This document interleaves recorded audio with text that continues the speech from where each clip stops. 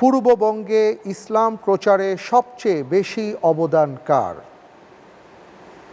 ক শাহজালাল রহমতুল্লাহ আলাই, খ খানজাহান রহমতুল্লাহ আলাই, গ শাহপরান রহমতুল্লাহ আলাই, ঘ শাহ মখদুম রহমতুল্লাহ আলাই।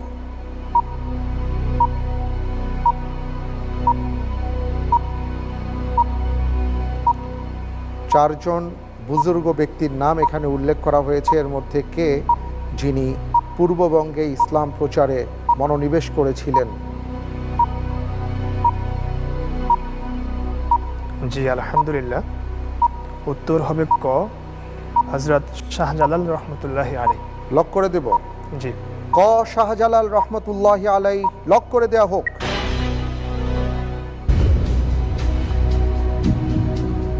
ফিরোজ ভাই, আপনি যে উত্তরটি দিয়েছেন পূর্ববঙ্গে ইসলাম প্রচারে সবচেয়ে বেশি অবদান শাহজালাল রহমতুল্লাহ আলাই, আপনার এই উত্তরটি সঠিক হয়ে